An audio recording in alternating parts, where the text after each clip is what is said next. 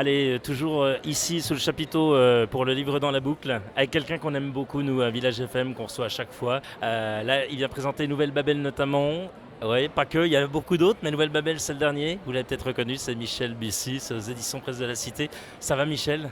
Ouais, très bien, très bien. Très ravi d'être à Besançon. Michel Besançon, vous connaissez, je sais que vous étiez venu à l'Intranquille déjà, il n'y a pas très longtemps. Et vous revoilà à nouveau à Besançon, c'est un endroit que vous aimez? Ouais, c'est une ville que j'aime beaucoup. Je suis venu très souvent dans ma vie d'avant. Quand j'étais géographe, je venais à un colloque de géographie qui s'appelait Théocante, qui s'appelle toujours Théocante, tous les 2 ans à Besançon. Donc j'étais très souvent à Besançon. Et puis quand même, Besançon, c'est une des villes qui est présente dans un de mes romans, qui est Un avion sans aile, où ça se termine à Besançon avec Un avion sans aile. C'est mon premier grand succès. Donc il y a toujours un attachement particulier à Besançon, à l'Est républicain et au Jura en général. Vous venez donc présenter Nouvelle Babel, voilà. C'est le point de départ de ce roman. Voilà, racontez-nous un petit peu pour celles et ceux qui découvrent peut-être le roman, hein. Il y en a, hein. On va aller chercher cela. Nouvelle Babel, c'est un roman policier, c'est un polar, mais avec une petite particularité, il se passe dans le futur, dans un monde où il y a une invention, c'est la téléportation. Donc on peut se déplacer beaucoup plus facilement et simplement qu'aujourd'hui. Et donc, sinon, il y a tous les ingrédients d'un roman d'aventure, d'un roman policier, avec, j'espère, de l'humour, de l'amour, mais voilà, avec cette petite détail en plus qu'on voyage énormément par la téléportation. Et je me suis beaucoup amusé à écrire ce roman parce que justement, on voyage quasiment à chaque page. Et je pense que pour les lecteurs, c'est aussi une expérience de lecture différente parce que là, je pense que c'est un des livres qui les fera le plus voyager tout en gardant cette tension, ce suspense, ce twist, ces rebondissements que j'aime placer dans mes romans. Ouais, Michel Bussy, vous aimez faire voyager les gens, forcément, géographe, vous l'avez dit, c'est le plaisir de lire et en fait de fermer les yeux. Et grâce à vous, on voyage, on est téléporté. Oui, c'est ça. Bah oui, c'est vrai que la lecture, c'est un moyen de se téléporter, hein. Et moi, quand j'ai commencé à lire, que j'étais tout jeune, ce que j'adorais dans la lecture, c'est ça, c'est de lire dans mon lit ou dans ma chambre et de me retrouver en Russie, sur un vaisseau pirate, sur la Lune, enfin que sais-je. C'est ce qui est génial dans la lecture. Et moi, quand j'écris, j'adore aussi me dire que les lecteurs vont me lire dans le métro ou dans le bus et vont en fait partir aux Marquises ou en Corse ou en Franche-Comté. Donc c'est ce qui est merveilleux dans la lecture, c'est en fait que quand on a un bon livre, à un moment donné, l'imaginaire travaille énormément, parfois plus que quand on regarde des images. Et puis ce qui est génial avec la lecture, c'est qu'aussi on n'a pas de problème d'argent. Voilà, on peut très bien se dire tiens. C'est le cas de mon roman sur la téléportation. Si on en fait un film un jour, il coûtera très très cher. Mais moi, ça m'a coûté que mon imaginaire. Michel, on va peut-être le dire aux auditeurs qui viennent de nous rejoindre, hein. Donc Michel Bussy est avec vous sur Village FM, il vient présenter Nouvelle Babel. Nouvelle Babel, c'est l'histoire de quoi en quelques mots?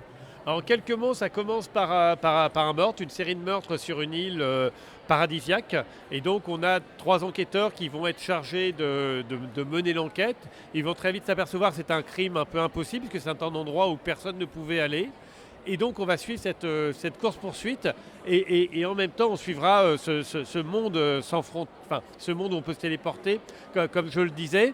Et voilà, donc on va avoir évidemment d'autres personnages qui vont s'intégrer, en particulier une institutrice, un journaliste.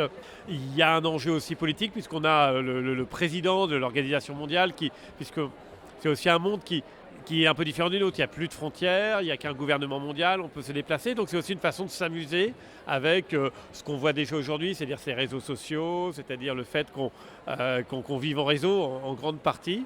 Donc évidemment, c'est pour ça que j'ai situé mon roman dans le futur. C'est aussi un roman qu'on pourrait appeler un roman d'anticipation. Mais ce qu'il y a à dire, c'est qu'il y a beaucoup de mes lecteurs qui ne sont pas forcément attirés par la science-fiction, par l'anticipation, et qui me font confiance, qui lisent le livre et après qui me disent super, en fait on a beaucoup aimé, même si on n'est pas habitué à aller vers une littérature du futur. Je peux vous dire, il y a des lectrices notamment qui sont à côté de nous, qui n'ont pas l'habitude et qui se sont régalées. C'est vrai que là, sur ce coup-là, vous avez été un grand enfant. Oui, moi j'aime bien surprendre. Je pense que les lecteurs, ils aiment surprendre. En tout cas, ils aiment se laisser surprendre. Et c'est aussi le but. Moi, j'ai pas de héros récurrent, donc je ne saurais pas écrire en écrivant plus ou moins toujours le même roman, en étant trop rassurant pour les lecteurs.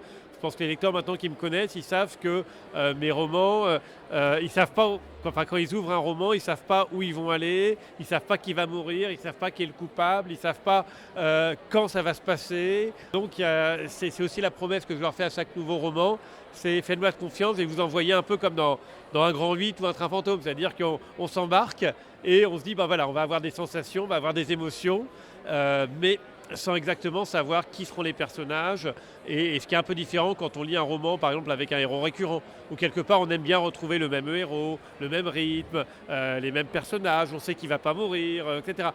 Moi c'est vraiment différent, c'est une expérience. Voilà, donc je pense qu'il faut toutes les expériences de lecture. Déjà des projets d'écriture, forcément.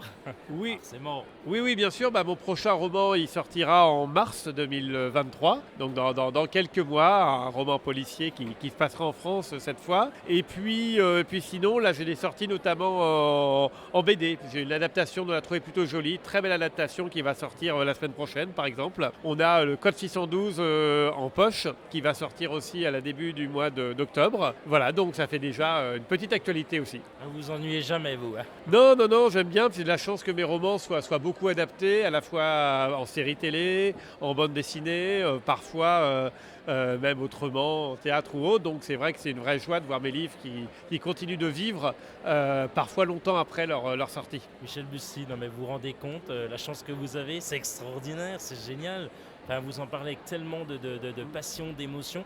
Ça fait plaisir quand on voit à la télé un avion sans ailes qui est adapté, TF1, M6. Enfin, c'est grandiose, bravo Michel. Oui, c'est un immense privilège parce que on écrit pour ça, mais il y a beaucoup de livres qui, comment dire, je dis pas qu'ils meurent une fois qu'ils sont écrits, mais en tout cas où on peut être un petit peu frustré, on aimerait que les livres vivent plus longtemps. Voilà, c'est vrai qu'on donne tellement quand on écrit un livre qu'on a toujours envie que ce livre vive le plus longtemps possible et qu'il soit le plus partagé. C'est vrai que c'est quand même un rêve. Par exemple, je prends l'exemple d'un avion sans ailes qui se passe ici en Franche-Comté. L'adaptation télé, elle s'est déroulée 10 ans après, puis l'adaptation en BD, je pense 12 ans après. Donc en fait, à chaque fois, c'est le même livre, les mêmes personnages qui continuent de revivre. Et c'est vrai que c'est assez merveilleux et incroyable pour un romancier. Michel Bussy, on se régale de vous avoir eu, c'est toujours un plaisir. Vous revenez quand vous le souhaitez. Et bon salon et éclatez-vous vraiment.